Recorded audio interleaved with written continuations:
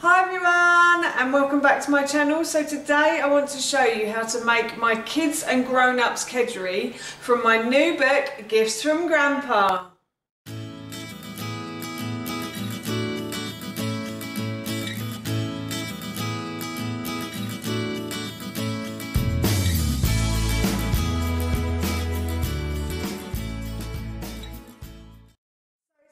To share with you how to make my kids and grown-ups kedgeree, but before I do, if you are new to my channel, then hello and welcome. It's lovely to have you here, and if you like these kind of videos and you want to see more, then I upload every Tuesday, Thursday and Saturday at 7 AM, so please don't forget to hit that subscribe button. As I just mentioned, today I want to share with you my kids and grown-ups kedgeree, and this recipe is in my new book Gifts from Grandpa, which is available to buy on Amazon, and it's a recipe book based on my dad's recipes. There are a couple of my nans and one of my granddads in here, but it's mainly my dad's recipes. My dad was a fantastic cook, so this has been written in loving memory of him. He also believed that everybody should have a home and everybody should have a place to go to. So I've decided that £1 from the sale of each book will go to the homeless charity Crisis. So on to my kids and grown-ups kedgeree. This is a fantastic recipe and it brings back lots of happy memories for me. When I was about 15, my dad and I always used to watch TV after school. My dad would always get home early from work and we'd watch a bit of TV together. And one day we were watching a programme called Blue Peter, and they were making this dish. And my dad wasn't a great fish fan, and he said to me, "Oh, would you like to make this, Alexis?" And I sort of looked at him and thought to myself, who died and left you in charge of my dad? And to which I think he rolled my eyes after I said it. So yes, we decided to make this together, and I have to say it's a really lovely dish, and I now make it for my husband and son who also love it. So I thought I'd show you how to make it today. So here is my kids and grown-ups kedgeree. So the first thing I thought I'd do is show you the ingredients that I have. So I have an onion, which I'm going to fry off later. Then I have my rice, which is like the carbohydrate of this dish, and I only have half the ingredients, simply because we're only going to have this for dinner tonight. We're not having it for leftovers the next day. So there's about 160 grams of rice in there, and that's for 2 people plus a little one. My son will be having a bit of this as well because he loves it. So yes, I've got a little bit of extra rice in there for him. Then I've got 2 eggs, which I'm going to boil later. And I've got about 300 grams of fish. It does say haddock in the recipe book, but I've actually got bassa. As long as it's a white fish, it's fine. And then I've also got a bay leaf in here, which I'm going to use in the cooking of the fish. Peppercorns, which is going to go in with the fish. I've got a lemon as well, which will go in with the fish. Salt, which will go in with the rice. Then I've got 125 mils of milk. Any type of milk you like, you can choose. I've just got a non-dairy milk here. And then I've got 125 grams of water. Normally if you're serving for 4, it's 250 mils of each of those ingredients, but as I'm only doing it for half the amount, I thought I'd use half the amount of water and milk. And then I've got some cheese, which will go on top when I put it under the grill. And that is all of my ingredients. On the back pan I have my rice, and I've put the water in, and all I'm going to do now is put the lid on, and I'm going to bring that to the boil, and then I'm going to leave it to simmer on a low heat, and I'm going to let that cook away. Then on the next back hob I have a pan of boiling water, and I'm just going to add my eggs to that. So I've got 2 eggs that I'm going to boil. On the front hob here I'm just going to put this onto a high heat, and I'm going to add in the coconut milk and the water. Again, you can use any type of milk you like for this recipe. You don't necessarily have to use a non-dairy one. I just thought coconut milk might make it a little bit more tasty, that's all. And then I'm going to add the fish to this. And then I'm also going to add the bay leaf as well, and the peppercorns. And then I'm going to squeeze the lemon into that as well. So squeeze the lemon in. And I'm going to leave that on the hob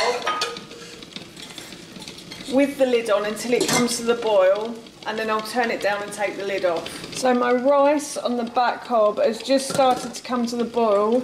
So what I'm going to do is I'm going to turn the heat down to like 3 or 4. I think I'll leave it on 4 for now, and then I'm just going to let that simmer away at the back. I've forgotten to add the salt in, so I'm just going to add the salt into the rice now. And I'm going to still leave that to simmer. I don't normally lift the lid unless I've forgotten to do something.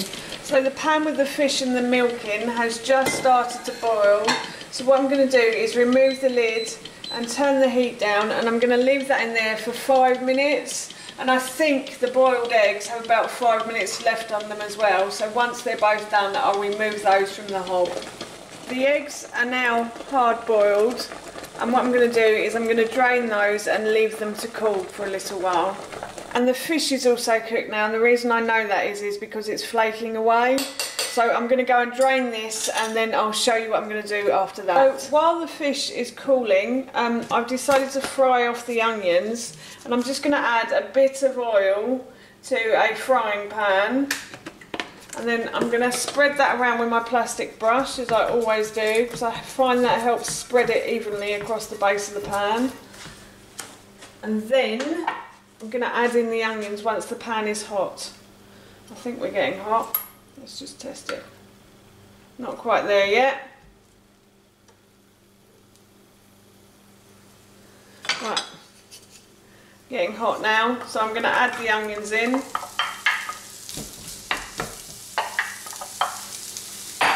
And I'm going to fry these until they get soft.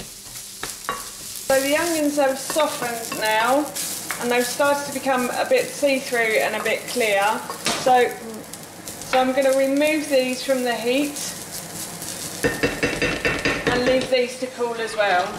So I finished cooking the rice, and I just basically boiled it off until there was no water left in the bottom. And what I'm going to do now is I'm going to put the rice in the bowl. So I'm going to add that to the bowl. Put that all in. And then I have some green beans here as well. I forgot to say that you can add green beans, or you can add peas, or you can add sweet corn to this as well. My son and husband don't like peas nor sweet corn very much, so I'm just adding green beans to it. And I'm going to give that a stir around. I'm going to stir that around. And then I left the fish to cool, and basically what I did was I flaked it after it had cooled down, and now all I'm going to do is add that to the rice and give that a stir as well.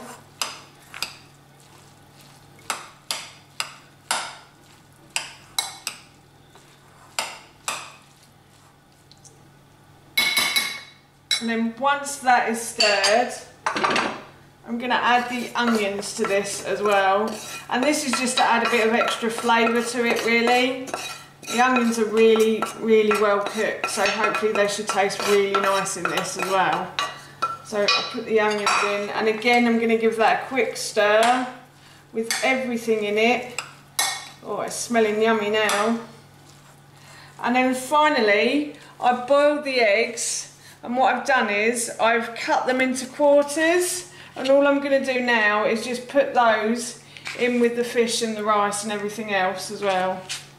It doesn't matter if they fall apart. You know there's egg in there, so. And again, this is just to add an extra bit of flavour to it as well. And my son loves boiled egg in this. He doesn't normally eat boiled egg, but he'll eat it in this for some reason, so. Anyway, that's everything in that dish now. Scrape that off a bit. Waste not, want not, as my grandmother used to say. And then what I've done is I've grated about 100 grams of cheese for the topping as well. So I'm just going to put 100 grams of grated cheese on the top of this. And I think this is the reason why my husband and son love this dish so much, is the cheese on the top. They do love a bit of cheese, those two. And that's that, and I'm going to put this under the grill until it goes brown now. So as you can see, the cheese has just started to melt on top there and go brown. So I'm going to serve this into the dishes, and that's our dinner done.